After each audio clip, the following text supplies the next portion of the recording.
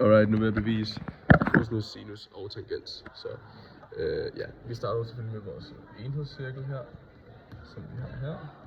Og så vores, to lige dannede trekanter, som vi laver her.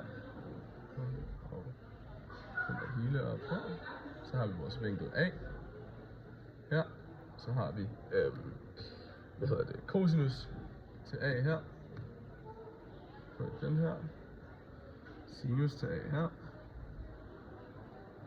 På den her. Og så kalder vi disse vinkler for B. Og C. Og så får vi lavet den. Deres modstående A, C og B. Så først, for at bevise cosinus, så kan man sige, at vi har cosinus her,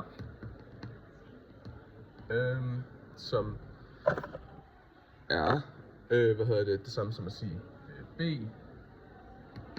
B divideret med C, hvilket er det samme som at sige, nu skriver jeg hernede, men skriver jeg her, som i virkeligheden er det samme som at sige, den højsliggende katete til vinkel A.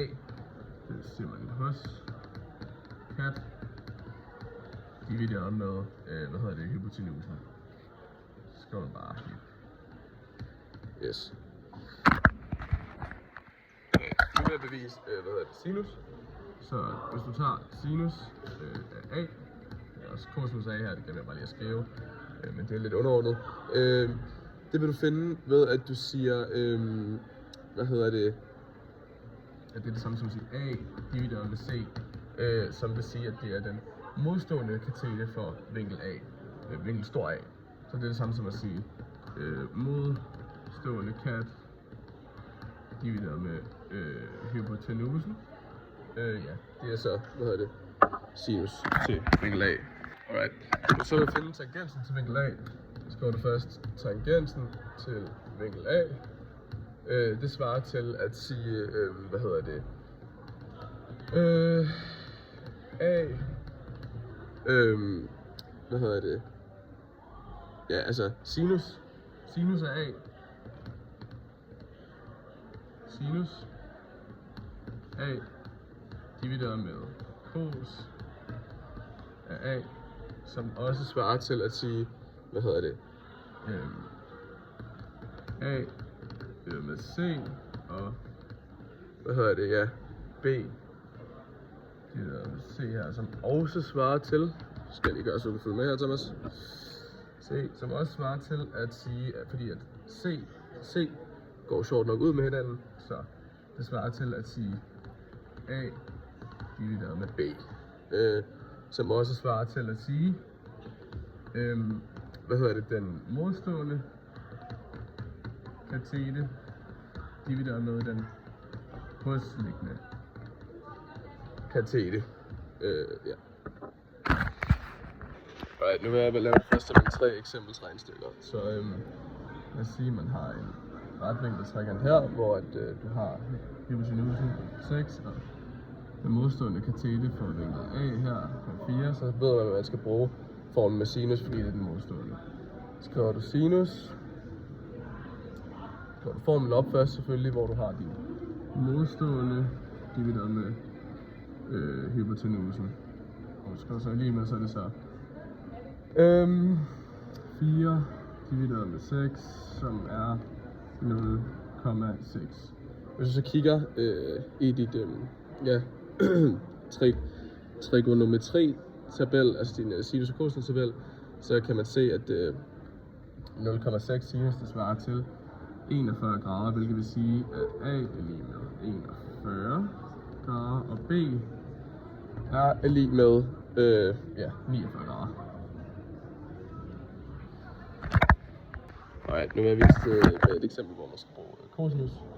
Så hvis vi har vores retvinklede trekant igen her, hvor vi har en hypotenuslængde på 10 og en hosliggende katete på 5, fordi hosliggende til vinkel A her, så ved vi, at vi skal bruge cosinusformen, fordi den er hosliggende. Den kan vi lige skrive op, det vil sige, at det er hosliggende divideret med hypotenusen, sjovt nok. Som så i vores tilfælde vil være 5 divideret med 10, som giver 0,5. Og så slår du så op i dit cosinus-tabel her, og man kan se 0,5 svarer til 60 grader i cosinus, så vi kan skrive her, at vinkel A er 60 grader, og så vinkel B vil det jo så være 30 grader. 30 grader, yes. Nu vil jeg lave mit eksempel med tangent, så igen vores retvinkel. Bum, så har, lad os sige, den er, så har du så ikke hypotenusen, og så har du din hovedstrækning på 8 og din målstilling på 5. Så ved man her, at man skal bruge cosinus. Tangent. Så du skriver din tangent op, som jeg også har sagt før, så svarer det til A divideret med B, som egentlig også svarer til vores modstående divideret med vores hovedstrækning. Divideret med vores hovedstrækning, det skal bare videre hernede, som så også svarer til 5 divideret med 8, og det er lige med 0,6. Og hvis du så kigger i din tangens tabel, så kan man se, at det er 31, svarer til 31 grader, og også det vil sige, at A er lige med 31 grader, og B er lige med 59 grader. Så det var alt for mig og mine beviser i dag.